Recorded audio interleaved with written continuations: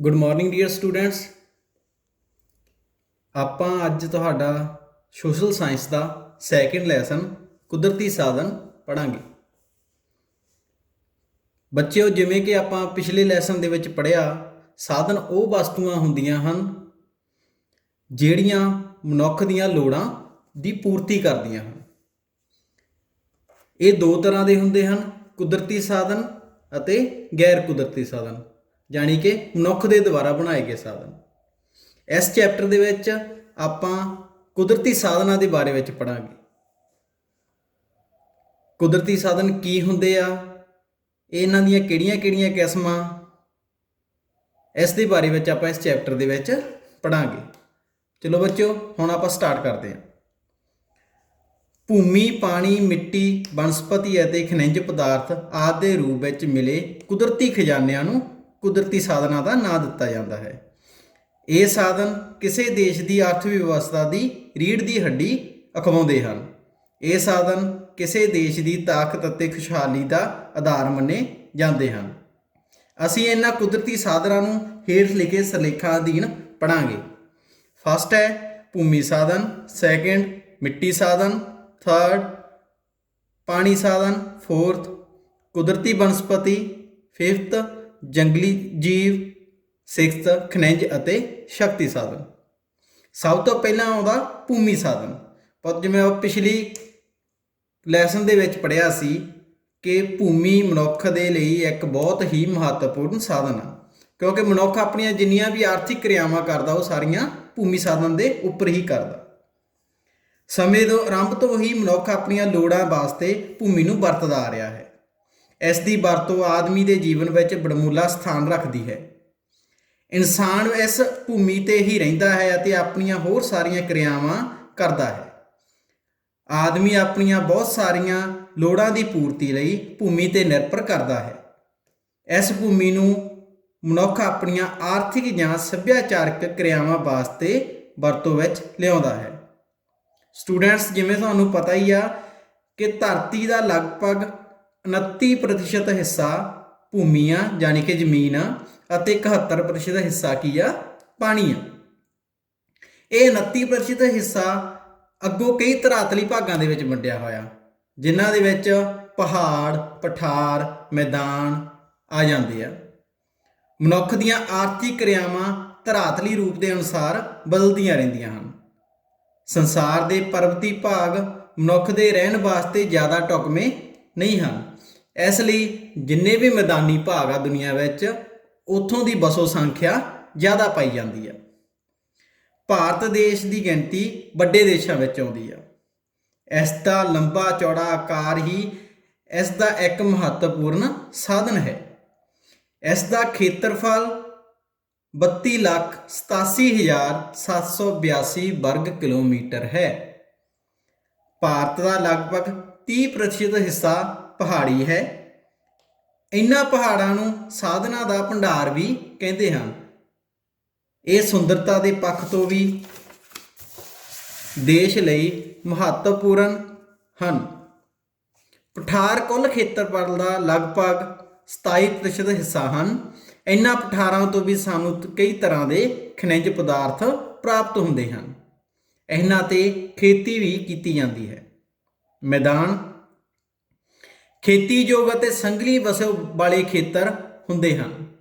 ਭਾਰਤ ਦੇ ਕੁੱਲ ਖੇਤਰਫਲ ਦਾ 43% ਹਿੱਸਾ ਮੈਦਾਨੀ ਹੈ। ਮੈਦਾਨ ਮਨੁੱਖ ਦੀਆਂ ਅਨੇਕਾਂ ਲੋੜਾਂ ਪੂਰੀਆਂ ਕਰਦੇ ਹਨ। ਮੈਦਾਨਾਂ ਵਿੱਚ ਮਨੁੱਖ ਖੇਤੀਬਾੜੀ ਕਰਦਾ ਹੈ। ਖੇਤੀਬਾੜੀ ਨੂੰ ਭਾਵੇਂ ਹੋਰ ਅਨੇਕਾਂ ਹੀ ਤੱਤ ਪ੍ਰਭਾਵਿਤ ਕਰਦੇ ਹਨ, ਪਰੰਤੂ ਭੂਮੀ ਇੱਕ ਮੁੱਢਲੀ ਅਤੇ ਮਹੱਤਵਪੂਰਨ ਭੂਮਿਕਾ ਨਿਭਾਉਂਦੀ ਹੈ। ਬੱਚਿਓ, ਹੁਣ ਆਪਾਂ ਦੇਖਦੇ ਹਾਂ ਭੂਮੀ ਦੀ ਵਰਤੋਂ ਕਿੱਥੇ ਕਿੱਥੇ ਕੀਤੀ ਗਈ ਹੈ। ਭੂਮੀ ਦੀ ਵਰਤੋਂ ਕਈ ਤਰ੍ਹਾਂ ਨਾਲ ਕੀਤੀ ਜਾਂਦੀ ਹੈ। ਭਾਰਤ ਵਿੱਚ ਭੂਮੀ ਦੀ ਵਰਤੋਂ ਨੂੰ ਹੇਠਾਂ ਦਿੱਤੇ ਅਨੁਸਾਰ ਵਰਗੀਕ੍ਰਿਤ ਕੀਤਾ ਗਿਆ ਵਾ ਕਿ ਕਿੰਨੀ ਭੂਮੀ ਦੀ ਵਰਤੋਂ ਕਿੱਧਰ ਹੋਈ ਆ। ਜੰਗਲਾਂ ਹੇਠ ਭੂਮੀ, ਬਿਜਾਈ ਹੇਠ ਭੂਮੀ, ਖੇਤੀ ਤੋਂ ਬਿਨਾਂ ਜਾਂ ਛੱਡੀ ਹੋਈ ਭੂਮੀ, ਖੇਤੀਯੋਗ ਪਰੰਤੂ ਵਿਅਰਥ ਭੂਮੀ, ਚਾਰਾਗਾਹਾਂ ਅਤੇ ਦਰੱਖਤਾਂ ਹੇਠ ਭੂਮੀ। ਭਾਰਤ ਦੇ ਕੁੱਲ ਖੇਤਰਫਲ ਦਾ 22.2% ਹਿੱਸਾ ਹੀ ਜੰਗਲ ਹਨ, ਜਦੋਂ ਕਿ ਭਾਰਤ ਦੀ ਜਨਸੰਖਿਆ ਬਹੁਤ ਜ਼ਿਆਦਾ ਵਾ। ਭਾਰਤ ਵਰਗੇ ਸੰਘਣੀ ਆਬਾਦੀ ਵਾਲੇ ਦੇਸ਼ ਵਿੱਚ ਜੰਗਲਾਂ ਦਾ 33.33% ਹਿੱਸਾ ਹੋਣਾ ਚਾਹੀਦਾ ਵਾ। ਇਸ ਲਈ ਦੇਸ਼ ਵਿੱਚ ਬਹੁਤ ਵੱਡੇ ਪੱਧਰ ਤੇ ਦਰਖਤ ਉਗਾਉਣੇ ਚਾਹੀਦੇ ਹਨ ਅਤੇ ਜੰਗਲਾਂ ਦੀ ਕਟਾਈ ਤੇ ਸਖਤ ਰੋਕ ਲਗਾਉਣੀ ਚਾਹੀਦੀ ਹੈ। ਬੱਚਿਓ, ਮੈਂ ਤੁਹਾਨੂੰ ਸਭ ਨੂੰ ਵੀ ਕਹੂੰਗਾ ਕਿ ਤੁਸੀਂ ਵੀ ਸਾਰੇ ਜ਼ਰੂਰ ਘੱਟੋ ਘੱਟ 2 ਦਰਖਤ ਜ਼ਰੂਰ ਲਗਾਓ ਤੇ ਉਹਨਾਂ ਦੀ ਦੇਖਭਾਲ ਕਰੋ। ਭਾਰਤ ਵਿੱਚ ਬਿਜਾਈ ਹੇਠ ਕੁੱਲ ਰਕਬੇ ਦਾ 46% ਹਿੱਸਾ ਹੈ। ਇਹ ਭੂਮੀ ਹੈ ਜਿਸ ਉੱਤੇ ਫਸਲਾਂ ਉਗਾਈਆਂ ਜਾਂਦੀਆਂ ਹਨ। ਭੂਮੀ ਦੀ ਇਹ ਕਿਸਮ ਸਾਡੀ ਖੇਤੀਬਾੜੀ ਦਾ ਆਧਾਰ ਹੈ। ਗੈਰ ਖੇਤੀ ਭੂਮੀ ਤੇ ਖੇਤੀ ਨਹੀਂ ਕੀਤੀ ਜਾਂਦੀ। ਇਸ ਤਰ੍ਹਾਂ ਦੀ ਭੂਮੀ ਪਿੰਡਾਂ, ਸ਼ਹਿਰਾਂ, ਸੜਕਾਂ, ਰੇਲਵੇ ਲਾਈਨਾਂ, ਦਰਿਆਵਾਂ, ਝੀਲਾਂ, ਨਦੀਆਂ ਆਦਿ ਦੁਆਰਾ ਮੱਲੀ ਹੋਈ ਹੈ। ਇਹ ਕੁੱਲ ਖੇਤਰਫਲ ਦਾ 14% ਹਿੱਸਾ ਹੈ ਅਤੇ ਇਸ ਸ਼੍ਰੇਣੀ ਵਿੱਚ ਬੰਜਰ ਭੂਮੀ ਵੀ ਸ਼ਾਮਲ ਕੀਤੀ ਗਈ ਹੈ। 8% ਦੇ ਲਗਭਗ ਭੂਮੀ ਖੇਤੀ ਤੋਂ ਬਿਨਾਂ ਛੱਡੀ ਹੋਈ ਭੂਮੀ ਹੈ। ਇਸ ਕਿਸਮ ਦੀ ਭੂਮੀ ਤੇ ਖੇਤੀ ਤਾਂ ਕੀਤੀ ਜਾ ਸਕਦੀ ਹੈ, ਪਰੰਤੂ ਇਸ ਨੂੰ 1 ਸਾਲ ਤੋਂ 5 ਸਾਲ ਸਮੇਂ ਲਈ ਤੱਕ ਖਾਲੀ ਛੱਡ ਦਿੱਤਾ ਜਾਂਦਾ ਹੈ। ਅਜਿਹਾ ਇਸ ਲਈ ਕੀਤਾ ਜਾਂਦਾ ਹੈ ਤਾਂ ਕਿ ਭੂਮੀ ਆਪਣੀ ਬਚੀ ਹੋਈ ਉਪਜਾਊ ਸ਼ਕਤੀ ਪ੍ਰਾਪਤ ਕਰ ਸਕੇ, ਗ੍ਰਹਿਣ ਕਰ ਸਕੇ। ਖੇਤੀਯੋਗ ਪਰੰਤੂ ਵਿਅਰਥ ਭੂਮੀ ਖੇਤੀ ਕਰਨ ਵਾਸਤੇ ਯੋਗ ਤਾਂ ਹੁੰਦੀ ਹੈ, ਪਰੰਤੂ ਕੁਝ ਕਾਰਨਾਂ ਕਰਕੇ ਇਸ ਤੇ ਖੇਤੀ ਨਹੀਂ ਕੀਤੀ ਜਾਂਦੀ। ਕੁਝ ਸਮਾਂ ਪਹਿਲਾਂ ਇਸ ਭੂਮੀ ਤੇ ਖੇਤੀ ਹੁੰਦੀ ਸੀ, ਪਰੰਤੂ ਇਸ ਨੂੰ ਪਾਣੀ ਦੀ ਘਾਟ ਅਤੇ ਲੂਣਾ ਅਤੇ ਸ਼ੋਰੇ ਦੀ ਬਹੁਤਾਤ ਕਾਰਨ ਖੇਤੀ ਕਰਨ ਤੋਂ ਛੱਡ ਦਿੱਤਾ ਗਿਆ। ਕੁੱਲ ਭੂਮੀ ਦਾ 5% ਹਿੱਸਾ ਇਸ ਸ਼੍ਰੇਣੀ ਵਿੱਚ ਸ਼ਾਮਿਲ ਹੈ ਅਤੇ ਕੁੱਲ ਭੂਮੀ ਦਾ 4% ਹਿੱਸਾ ਚਾਰਾਗਾਹਾਂ ਅਤੇ ਦਰਖਤਾਂ ਹੇਠ ਆਉਂਦਾ ਹੈ। ਚਾਰਾਗਾਹਾਂ ਪਸ਼ੂਆਂ ਨੂੰ ਚਰਾਉਣ ਵਾਸਤੇ ਵਰਤੀਆਂ ਜਾਂਦੀਆਂ ਹਨ। ਇਹ ਰਕਬਾ ਪਸ਼ੂਆਂ ਨੂੰ ਚਰਾਉਣ ਵਾਸਤੇ ਬਹੁਤ ਘੱਟ ਹੈ। ਪੰਜਾਬ ਵਰਗੇ ਰਾਜ ਵਿੱਚ ਤਾਂ ਪਸ਼ੂਆਂ ਨੂੰ ਖੁੱਲ੍ਹੀਆਂ ਚਾਰਾਗਾਹਾਂ ਵਿੱਚ ਚਰਾਉਣ ਦਾ ਰਿਵਾਜ ਬਹੁਤ ਹੀ ਘਟ ਗਿਆ ਹੈ। ਇਸ ਤਰ੍ਹਾਂ ਆਪਾਂ ਕਹਿ ਸਕਦੇ ਹਾਂ ਭੂਮੀ ਇੱਕ ਮਹੱਤਵਪੂਰਨ ਅਤੇ ਸੀਮਿਤ ਸਾਧਨ ਹੈ। ਇਸ ਲਈ ਇਸ ਸਾਧਨ ਨੂੰ ਆਪਾਂ ਵਧਾ ਨਹੀਂ ਸਕਦੇ। ਇਸ ਕਰਕੇ ਜ਼ਰੂਰੀ ਹੈ ਕਿ ਭੂਮੀ ਦੀ ਵਰਤੋਂ ਬਹੁਤ ਹੀ ਸੁਚੱਜੇ ਢੰਗ ਨਾਲ ਕੀਤੀ ਜਾਵੇ ਤਾਂ ਕਿ ਇਸ ਦਾ ਵੱਧ ਤੋਂ ਵੱਧ ਲਾਭ ਉਠਾਇਆ ਜਾ ਸਕੇ। ਅਗਲਾ ਬੱਚੋ, ਮਿੱਟੀ ਸਾਧਨ। ਆਪਾਂ ਜਿਵੇਂ ਪਿਛਲੇ ਲੈਸਨ ਦੇ ਵਿੱਚ ਵੀ ਪੜ੍ਹਿਆ ਸੀ ਕਿ ਮਿੱਟੀ ਧਰਤੀ ਦੀ ਸਭ ਤੋਂ ਉੱਪਰਲੀ ਪਰਤ ਹੈ ਜਿਹੜੀ ਕਿ ਮੂਲ ਚਟਾਨ ਦੇ ਟੁੱਟਣ ਭੱਜਣ ਦੇ ਕਾਰਨ ਬਣਦੀ ਹੈ। ਪੌਦਿਆਂ ਦੇ ਉੱਗਣ ਵਾਸਤੇ ਮਿੱਟੀ ਬਹੁਤ ਹੀ ਮਹੱਤਵਪੂਰਨ ਸਾਧਨ ਹੈ। ਇਸ ਨੂੰ ਨਵਿਆਉਣਯੋਗ ਅਤੇ ਅਜੈਵਿਕ ਸਾਧਨ ਵੀ ਕਹਿੰਦੇ ਹਨ, ਜਿਸ ਨੂੰ ਰੂੜੀ ਖਾਦ ਅਤੇ ਦੂਜੀਆਂ ਬਨਾਵਟੀ ਖਾਦਾਂ ਦੇ ਦੁਆਰਾ ਤਾਕਤਵਰ ਬਣਾਇਆ ਜਾ ਸਕਦਾ ਹੈ। ਮਿੱਟੀ ਦੀ ਰਚਨਾ ਲਗਾਤਾਰ ਹੁੰਦੀ ਰਹਿੰਦੀ ਹੈ। ਮਿੱਟੀ ਦੀ ਰਚਨਾ ਦੇ ਵਿੱਚ ਬਹੁਤ ਸਾਰੇ ਤੱਤ ਭੂਮਿਕਾ ਨਿਭਾਉਂਦੇ ਹਨ, ਜਿਨ੍ਹਾਂ ਵਿੱਚ ਮੁੱਖ ਹਨ ਮੂਲ ਚਟਾਨ, ਜਲਵਾਯੂ, ਪੌਦੇ ਅਤੇ ਹੋਰ ਜੀਵ ਆਦਿ। ਸਮਾਂ ਵੀ ਮਿੱਟੀ ਦੇ ਬਣਨ ਵਿੱਚ ਬਹੁਤ ਹੀ ਮਹੱਤਵਪੂਰਨ ਯੋਗਦਾਨ ਪਾਉਂਦਾ ਹੈ। ਭਾਰਤ ਦੇਸ਼ ਇੱਕ ਖੇਤੀ ਪ੍ਰਧਾਨ ਦੇਸ਼ ਹੈ, ਜਿਸ ਦੀ ਕੁੱਲ ਜਨਸੰਖਿਆ ਦਾ 65 ਤੋਂ 70% ਲੋਕ ਖੇਤੀ ਖੇਤਰ ਦੇ ਨਾਲ ਸੰਬੰਧਿਤ ਹਨ। ਇਸ ਲਈ ਭਾਰਤ ਵਿੱਚ ਮਿੱਟੀ ਦਾ ਮਹੱਤਵ ਹੋਰ ਵੀ ਜ਼ਿਆਦਾ ਵੱਧ ਜਾਂਦਾ ਹੈ। ਸਾਡੇ ਦੇਸ਼ ਦੀ ਸਾਰੀ ਮਿੱਟੀ ਇੱਕੋ ਕਿਸਮ ਦੀ ਨਹੀਂ ਹੈ। ਸਾਡੇ ਦੇਸ਼ ਵਿੱਚ ਵੱਖ-ਵੱਖ ਤਰ੍ਹਾਂ ਦੀਆਂ ਕਿਸਮਾਂ ਦੀਆਂ ਮਿੱਟੀਆਂ ਪਾਈਆਂ ਜਾਂਦੀਆਂ ਹਨ। ਇਹ ਕਿਸਮਾਂ ਹੇਠ ਲਿਖੀਆਂ ਹਨ।